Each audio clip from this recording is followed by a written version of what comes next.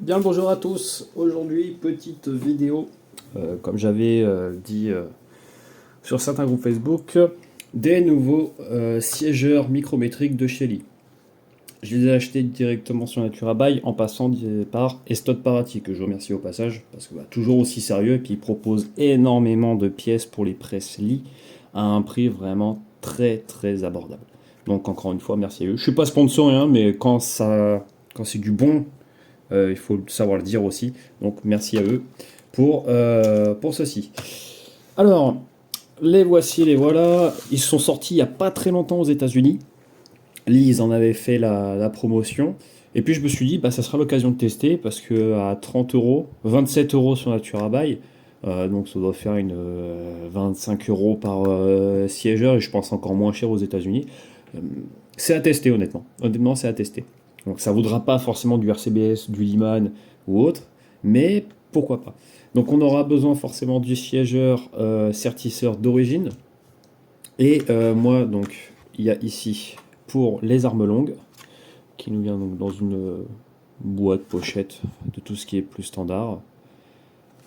Donc ils nous disent bien d'enlever la petite molette de réglage d'origine pour remettre directement le siégeur. C'est ni plus ni moins que ceci. Donc ça c'est pour armes longues, donc armes d'épaule, calibre d'armes d'épaule. Et là on a pour les armes de poing. Alors le paquet avait déjà été pété en fait, bon c'est pas très grave. Et voilà à quoi ça ressemble. Donc il est en aluminium anodisé. Hop. On a ici des graduations, donc de 0 jusqu'à 49, donc 50 hein, si on veut. Et on a marqué ici, alors je crois que c'est en centième de pouce, millième de pouce, parce qu'on a un point 001. Donc à chaque fois qu'on change de trait, ça diminue ou ça réaugmente la LHT. Le petit écrou en haut, ici ce qui vient maintenir le poussoir de l'ogive, gradué de 0 à 6,5. Et on verra pourquoi c'est gradué, parce que franchement c'est vraiment pas mal. De quoi il est composé? Eh ben, de deux pièces, enfin trois si on démonte l'écrou en haut. La tige qui vient maintenir, l'écrou de réglage et le corps. Voilà, avec deux joints toriques pour avoir un petit peu de retenue au niveau donc des réglages. Hop, voilà. On démonte en haut. Hop, comme ceci. Donc ça, c'est ce qui vient pousser votre ogive dans la douille, l'étui. Hop, on vient visser comme ceci.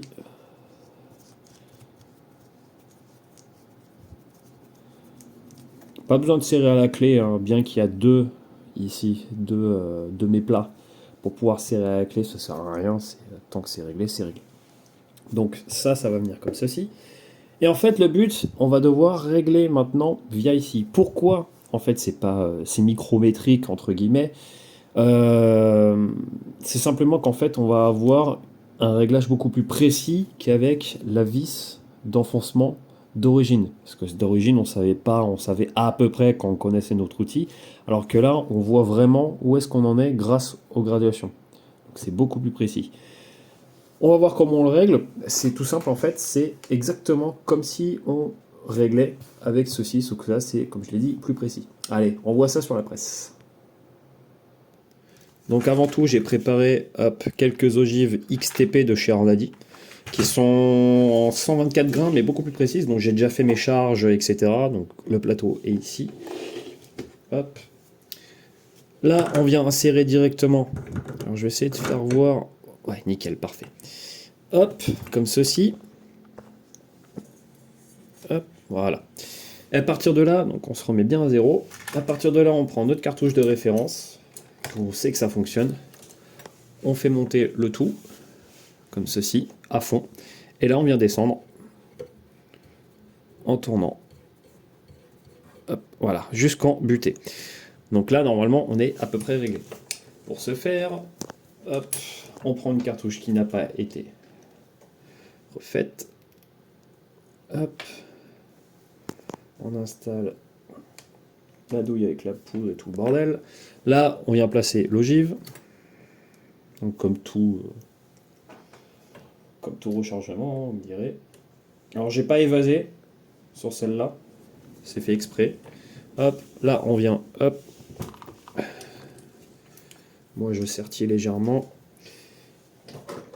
On compare la cartouche qui a déjà été faite, qui est à 28-23. Et là, on vient regarder 28-17. Donc là, on est peut-être un chouilleux bas, mais ça correspond à peu près normalement. On en refait une. Et on va voir la régularité surtout. C'est ce qui va nous intéresser, c'est la régularité. Voir si c'est plus régulier ou non. Hop.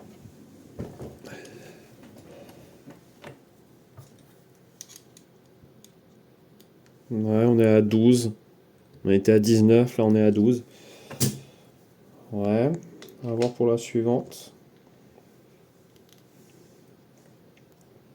Hop.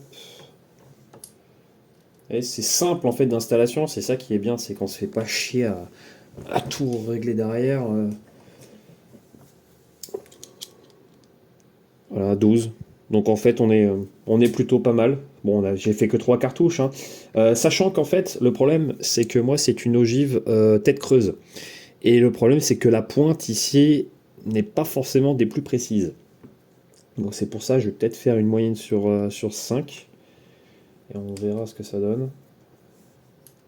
Les douilles, les étuis, sont des Starline en 9 para.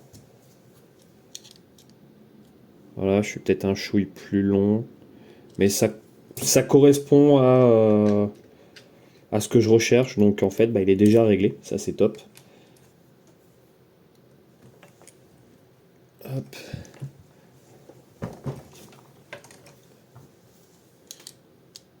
Voilà, 28, 13, 28, 14, 29, 12, enfin 28, 12. Donc ça correspond, c'est qu'il est bien réglé. Donc voilà, hop, je vais le défaire.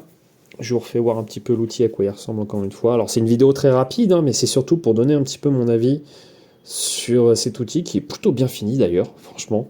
Pour le prix, ouais, pourquoi pas.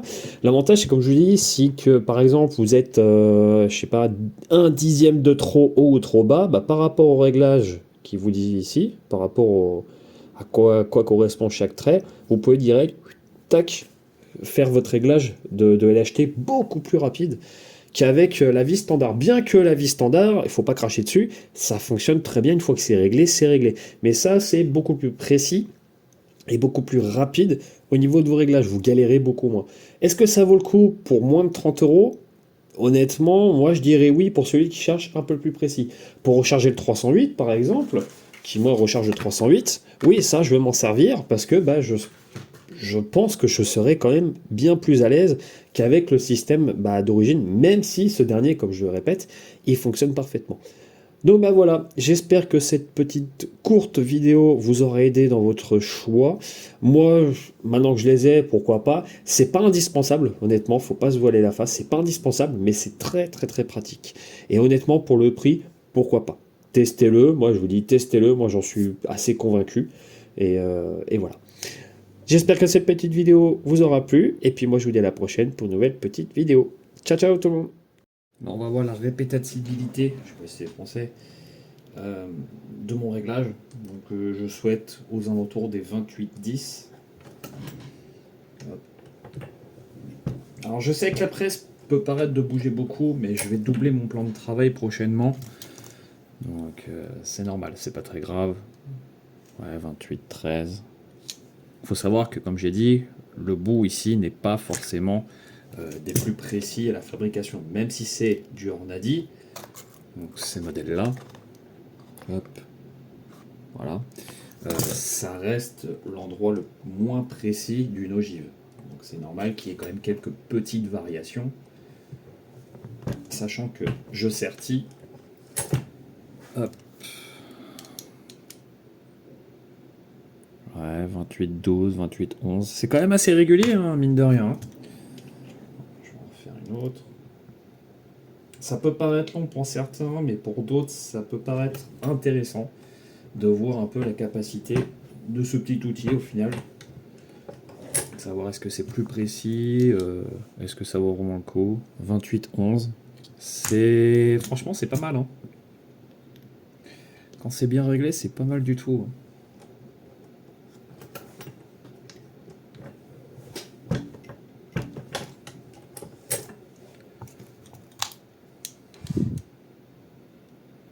28, 10. Ça reste dans les côtes. C'est plus précis en tout cas que de la manufacturée, forcément, c'est normal. Ils prennent pas le temps de tout faire à la main, sinon ils n'ont pas fini. Hein, de faire une boîte, ils mettent 30 jours. Donc c'est pas vraiment intéressant pour le manufacturier. 28, 10. Ah, c'est précis. Hein. Bon, tant qu'à faire, on va continuer. Hein. Petit teaser. Elle est arrivée, hein, la Francfort Arsenal IntelliDropper. Beaucoup m'ont dit du mal et beaucoup m'en ont dit du bien. Pour le prix, honnêtement, que je l'ai payé, on va pas s'en plaindre, honnêtement. Puis au pire, il y a un SAV. Il est là pour ça. Donc on verra. Mais c'est pas le sujet de la vidéo pour l'instant. 28-11. Donc c'est quand même assez régulier, mine de rien. Je suis assez surpris pour du lit, honnêtement, parce que lit, bah, c'est quand même, ça reste de l'entrée de gamme hein, dans le rechargement. Hein, faut pas se leurrer. Hein, c'est pas du RCBS ou du Liman ou Dillon, hein, mais 28-11, 28-10. Ouais, c'est pas mal. Hein. Je sais pas ce que vous en pensez, vous, dans les commentaires. Ceux qui l'ont déjà utilisé, n'hésitez pas à dire ce que vous en pensez. Hein. Si vous avez les mêmes codes que moi. Oh, ça, par contre, ça sent la connerie, ça. Ouais. J'ai fait une connerie. Ouais, celle-là, ouais. Je pourrais pas l'utiliser. Le bourrelet de la cartouche, il était mal formé. Bon, c'est pas grave. Je refais une cartouche. J'en ai d'autres. Là, c'est pas un problème. Ça, c'est le problème de ne pas évaser, mais bon, c'est le jeu. Je voulais pas évaser, c'est pas grave. 28-9, un peu plus courte. Pour moi, c'est un peu plus chiant parce que c'est une multistation, donc forcément, c'est plus galère.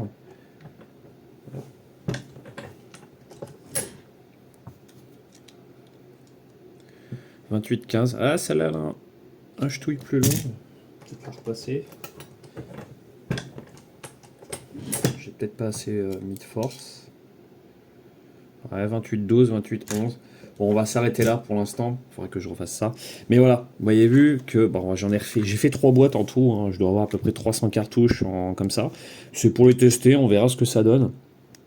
J'ai essayé d'avoir le maximum d'ogives à tête creuse parce que j'aimerais bien voir ce que ça donne dans du gel balistique.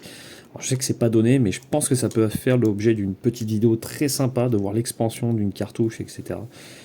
Sachant qu'en France, on n'en fait pas vraiment ce genre de vidéo là, c'est bien dommage.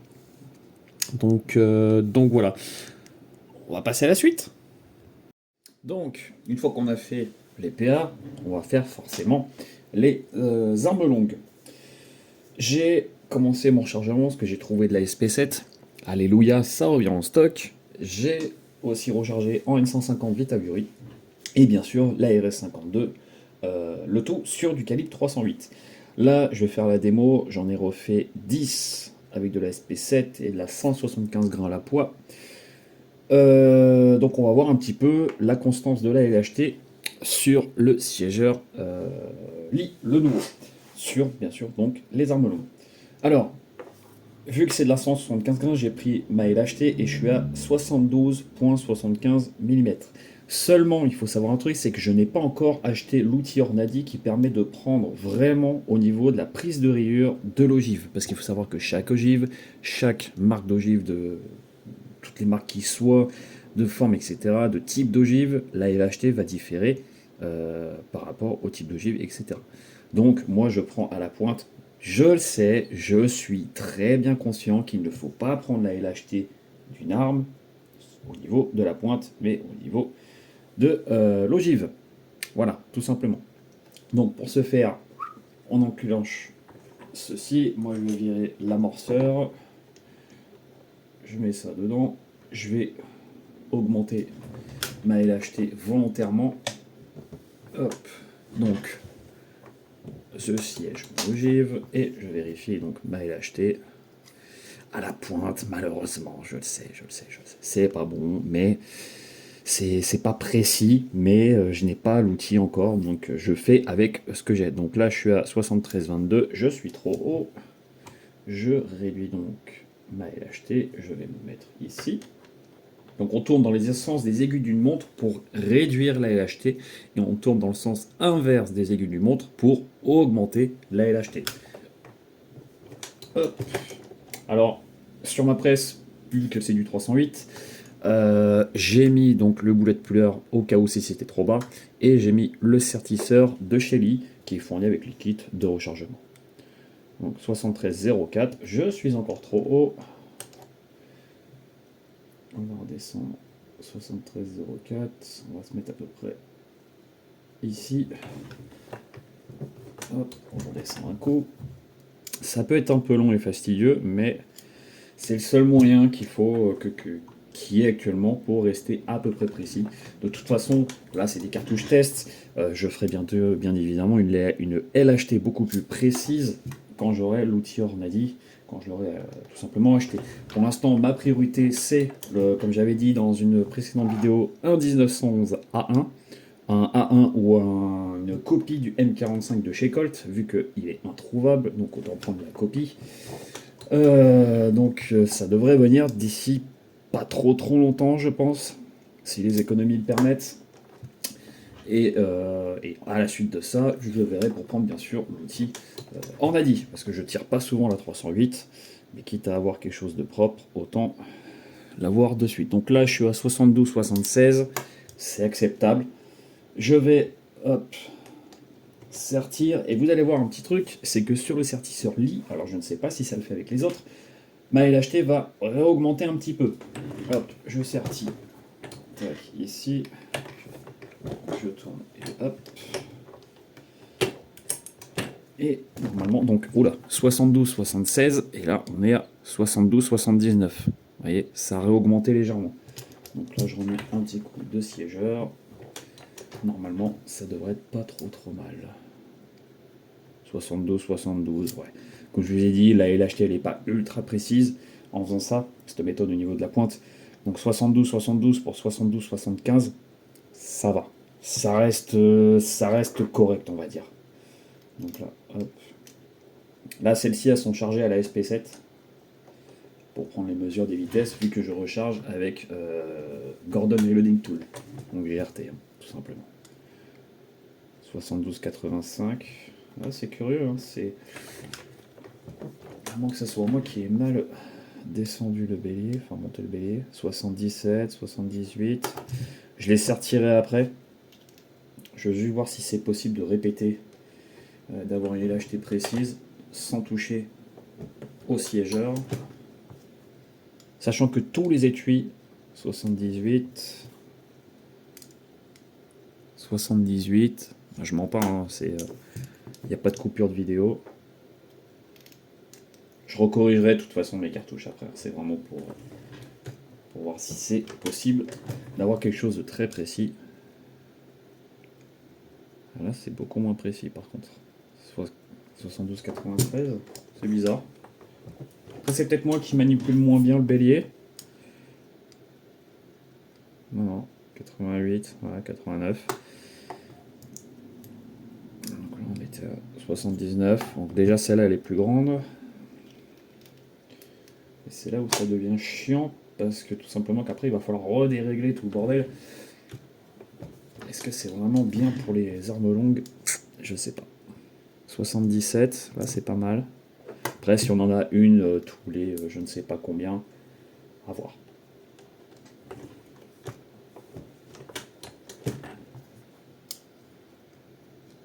Ouais, on est...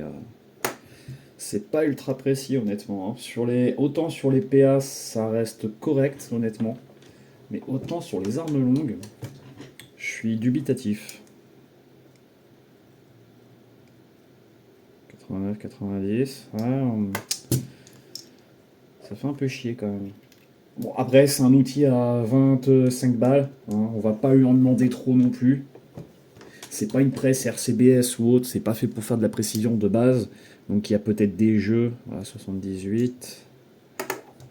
c'est peut-être qu'il y a des jeux qui n'ont pas sur une monostation. Une monostation, je pourrais en mettre une, hein, mais c'est pas ma priorité pour l'instant, comme je l'ai dit. 92. Ah, j'ai l'impression que c'est une sur deux qui est précise. Alors c'est un peu chiant quand même. Parce que s'il faut la reprendre à chaque fois, c'est pas ouf. Autant laisser le truc d'origine, ça refait exactement pareil, hein. Et là, 86, voilà. Donc en fait, j'en ai 5 qui sont pas trop bien, et j'en ai 4 qui sont à peu près corrects. Mitigé. Honnêtement, mitigé sur celui pour arme longue. Autant pour celui-là du PA, bah, j'en suis super content. Mais alors, pour tout ce qui est arme longue, est-ce que c'est l'ogive au niveau de la pointe qui est un peu plus pointue, etc. Je ne sais pas, je ne saurais pas vous dire. Mais ouais, très mitigé. Pour pas dire déçu, je veux dire mitigé. À voir avec d'autres ogives, si ça fait pareil. Mais ouais, plutôt mitigé. C'est dommage. Bon bah, on va à la conclusion. Bon alors, qu'est-ce que j'en pense de ces petits siégeurs? Bah, comme j'ai dit juste avant, ceux pour les PA, honnêtement, ils font super bien le taf. Après, les siégeurs sont différents. Comme on peut voir, la forme est... Non, celui-là, je pense pas que j'arriverai à le faire voir. Possiblement. À l'intérieur, c'est différent. C'est pas la même chose. Mais, pour moi, d'un produit comme ça, bon, à 20, 25 euros, on va dire. Allez, on va dire 30 euros avec les frais de port. J'en attends pas non plus des miracles. Il faut pas se leurrer, ça va pas être un miracle, ça va pas être du Liman, ça va pas être du RCBS, ça va pas être du Dillon ou je ne sais quoi. Donc pour le prix, c'est pas trop mal. Pour faire de l'ultra précision, non. Très clairement, non. C'est pas fait pour. C'est plus fait pour s'aider à remettre là où on était au niveau des réglages, pour éviter de se faire chier à refaire une LHT, etc. Et patati patata. Le PA, ça marche super bien. 308, donc là c'est arme longue, mais moi sur ma 308, bah, on a vu hein, tout à l'heure, juste avant, bah voilà, c'est pas ultra précis. Donc bah voilà, bah écoutez, moi j'espère que cette petite vidéo vous aura plu. Si vous les avez déjà essayé, si vous n'avez pas les mêmes problèmes que moi, n'hésitez pas à le dire dans les commentaires. On est là pour partager, et puis si on peut se donner des conseils, pourquoi pas. Allez, je vous dis à bientôt dans une nouvelle petite vidéo. Allez, ciao tout le monde.